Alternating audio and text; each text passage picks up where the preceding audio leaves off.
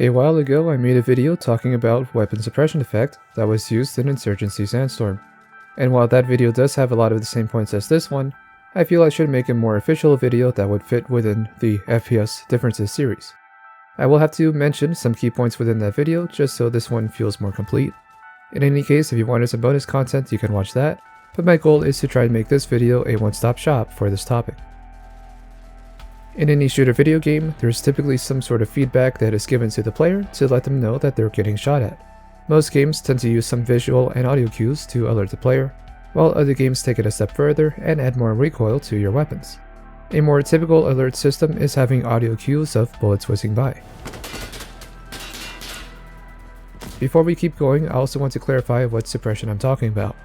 When people hear that word, they'll typically think of suppressing fire, where someone is firing as many shots as they can towards an enemy to deter them from shooting back. This, of course, overwhelms the person who is being shot at. With the sound of those bullets cracking overhead, it can be a lot to take in. Now we have to somehow simulate that feeling in a video game, that feeling of being suppressed. In my opinion, suppression should accomplish two goals. First is to notify the player that he's being shot at, and secondly to deter that player from standing still and firing back. It makes sense to use as many audio and visual cues as possible, but of course, not every game is trying to be 100% accurate or authentic. You don't want to overwhelm the player to the point where they're no longer having fun, or where the effects are more annoying than they are immersive. Screen shake. Screen shake, people have been asking them to remove screen shake out of the game for 6 years and they refuse to do it. Literally a universally hated mechanic, except for I don't know, probably one dip Redditor that's like, it's so realistic, everything's shaking, it's like an earthquake. Everyone else is just sitting there foaming at the mouth with rage. There are always going to be games that exaggerate it in one way or another, but games like Call of Duty or Counter-Strike where suppression isn't really a thing. Again, the alert isn't when the player is getting hit and the screen turns red, it's when the shots are headed in their direction. As attractive as going the realistic route sounds, it isn't always practical in gameplay. I'm always going to be the person who wants gameplay to be balanced. I don't ever want there to be one random gameplay mechanic that you can't counter, or one weapon to be the absolute best. I want there to be options and counters and so on. So for my personal taste, I don't really like it when a game adds recoil to my weapons simply because I'm playing a game and getting shot at. In my mind, I am playing a first-person shooter, of course I'm going to get shot at. If the game isn't relying strictly on stealth mechanics, I should be able to control my character in just about any situation. Unless the game is very slow-paced and trying to be a meal sim, there's not really a need for the suppression system to mess with your weapon recoil. I understand that realistically I would be disoriented, but that can be done without having to add recoil. On top of that, your weapon isn't going to magically handle differently anyways. So what is this accomplishing then? Well, it's simply making you an easier target. I understand that this mechanic is used to simulate your character freaking out, but if a game has a truly good suppression system, it should make you freak out, not force your weapons to be inconsistent. It's not a clear-cut thing to talk about because this system can work for games like the Red Orchestra series, when there's not really an attempt for competitive play, and it is more of an experience than it is anything else. On the flip side, we have Apex Legends, where the character, Bangalore, gets a speed boost once a bullet is shot in her direction.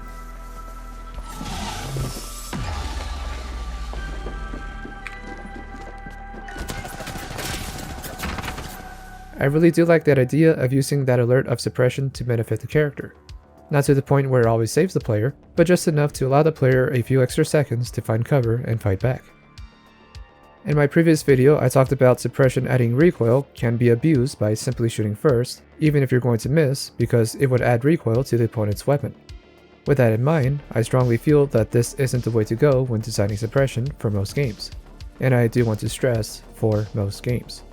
If it's for a milsim or strictly co-op or a single player experience, and it's not trying to be competitive at all, then by all means, use this. If you're making a game that has a competitive scene, I don't feel this is a good mechanic. Suppression in a stealth or milsim that affects recoil should be used to punish the player for being careless, that their raw skills are not going to be enough for these situations, and you will have to play smarter. In short, it slows down gameplay because everyone is trying to dodge this RNG effect. And I'm also going to mention the hybrid system that I thought of from my previous video, which is that if you really wanted suppression to affect the recoil, but not have it disrupt close quarters combat, then don't let the suppression affect the recoil until a certain range, say 30 or 40 meters. Any kind of gunfight you get within that distance, the suppression system will not affect the recoil, but anything beyond that range will. This can make LMGs useful for long-range engagements, allowing them to be used in a more tactical way and suppress enemies from firing back. This also helps with eliminating certain weapons like a pistol or SMG that isn't really supposed to be effective at that kind of range. It still rewards the inaccurate shoot first, aim later mentality, but again, the system could also be limited to slow firing weapons like a DMR or sniper rifles. I'd also want to make sure that the added recoil effect only triggers if the player is in the line of sight. So if you're trying to hit someone who's behind a solid wall or object, it will not affect the recoil.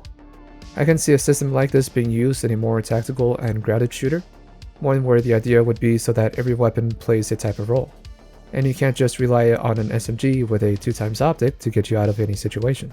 Whether or not this system works, I don't know. This is just something I came up with, and I figured this would be a neat compromise if you really wanted to have that kind of system. So then we have two more options to use to simulate suppression. I feel the big selling point for suppression is going to be the audio. How can you tell? A hiss means it's close. A snap. Now they're shooting at us. The audio should impact me in a way where I do flinch, or at the very least I understand that I'm getting shot at. Even if this isn't the most accurate representation for getting shot at, it can make a world of sense in a game.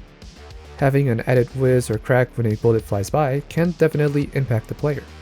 There is, however, one possible minor issue to this, and that is there being too much sound. When you have a full lobby running around with the fully automatic weapons, it may be too much to have so many different bullet sounds going on at once. I feel it may still be doable, I mean it definitely is, but the sound would have to be metered in a way.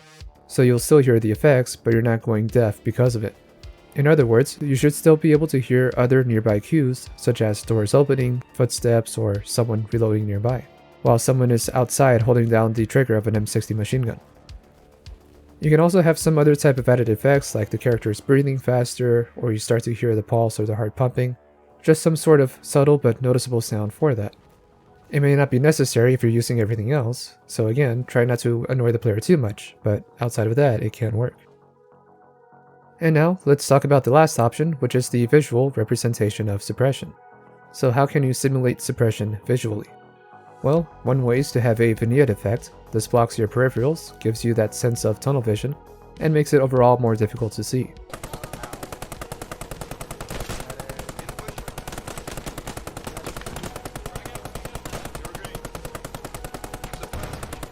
I'm loading. Another way is to have a blurred effect, again on the edges of your screen.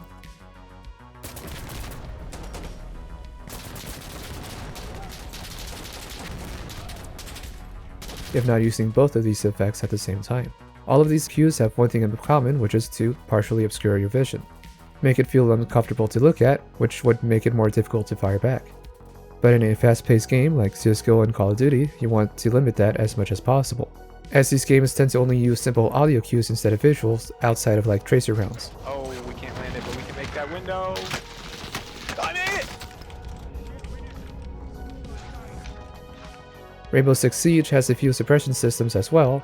First off, if an enemy is firing their weapon, a semicircle will appear around the center of the player's screen, pointed in the direction of the gunfire. That sledge. This would allow the player to understand not only that they're getting shot at, but also what direction those shots are coming from. In a way, this kind of system punishes the shoot first, aim later mentality, as the player will know what general direction you're shooting from. I also want to mention that Valorant has a unique way of using this semicircle as well, which is if a teammate dies while they're looking at the enemy, a white semicircle is shown to the living teammates that point in the direction of the enemy for a few moments.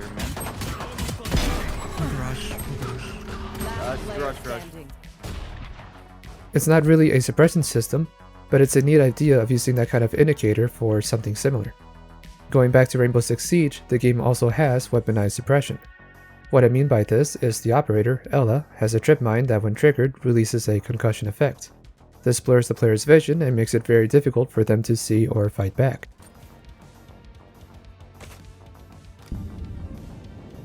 Okay, so from your point of view with the shot extent, it doesn't look that bad. It still knocks it away. Yeah. So in this instance, we have a game that gives players a way to force that exaggerated suppression effect on an enemy by using a specific gadget. And in a game that is as competitive as Rainbow Six Siege, Ella's gadget was not received with open arms. It also didn't help that Ella's weapons are also fairly strong. She is a force to be reckoned with. I'm not exactly sure why Ubisoft thought it was a good idea to give her a high rate of fire weapon that also has 50 rounds at its disposal and also has a manageable recoil. You put all that together, yes, it doesn't have an ACOG scope. I guess that's one thing it doesn't have going for it. But you put all of that together, you have the makings for already just an incredible operator based off of their weapon itself.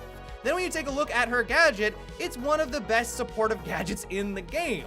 The only way to counter it reliably is if you have a Thatcher or a Twitch. If you're out of your gadgets, they took out all your drones, you no longer have any more of your EMPs because you were using your EMPs to get through the reinforcements just to get anywhere near the objective, well, you're pretty much out of luck. I cannot tell you how many times I knew there was an Ela charge on the opposite side of the doorway, and there wasn't anything I could do about it. I needed to pass on through, I needed to get towards that objective, and I basically had to just kind of grit my teeth, push on through, and hope for the best. There wasn't a whole lot I could do in that situation because her gadget is that powerful.